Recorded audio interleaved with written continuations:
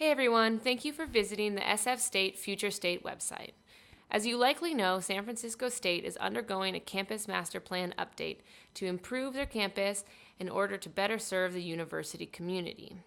The last plan was completed in 2007, and over the last decade, many things have changed at SF State, in the CSU system, and in the city of San Francisco. As a starting place, this update is based on these key assumptions.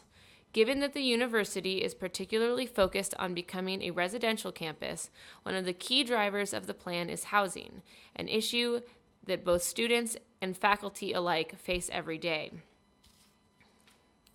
This planning process has from the very beginning been focused inherently on input from the campus community. We began in May with Ideas Week and had our second workshop at the end of July. We've put together this presentation to make sure that those who may have missed the July workshop are still able to be involved in the entire planning process and are able to then come to our third workshop next week without having missed a thing.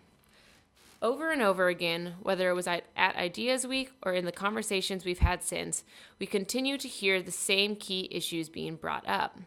In particular, more housing choices for both students and faculty, more places around campus for gathering, studying, and relaxing, and from a campus identity perspective, improved signage and a clear sense of entry. Taking these issues into account, our team compiled this set of aspirations for how the future state vision will support SF State's overall campus goals.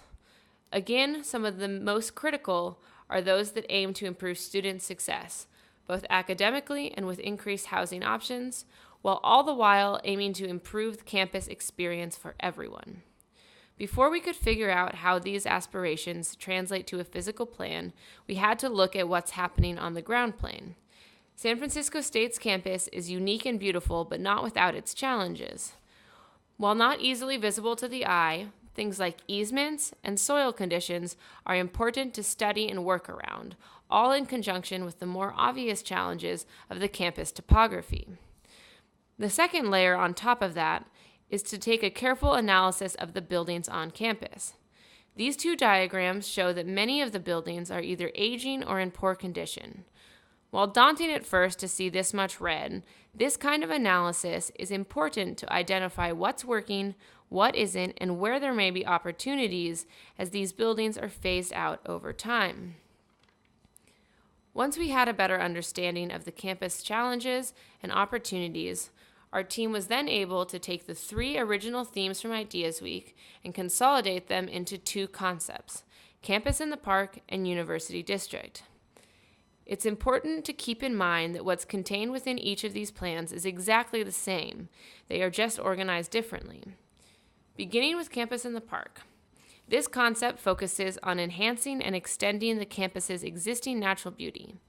Topography is the defining characteristic, and buildings are shaped by the open space around them.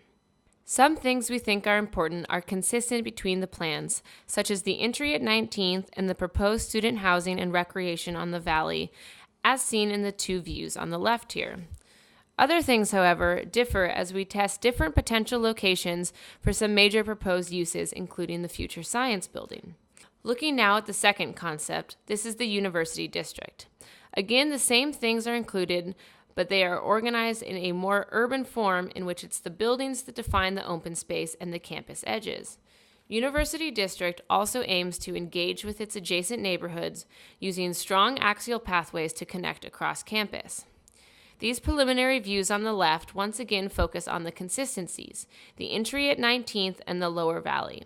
But as mentioned before, some proposed uses, such as science, are located in a different location in this concept. Seen side by side, one can see the differences in organizational character between the two concepts. During the summer workshop, we asked for feedback through dot exercises and open sessions in order to learn which aspects people preferred from each plan. Since then, our team has spent the month of August taking that input and consolidating it into a single vision for the campus that benefits from the best of each. We will be presenting the draft plan next week at our third workshop on September 25th. We invite you all to come and participate in games and workshops as we continue to refine our future state vision for your campus. Thank you and see you there.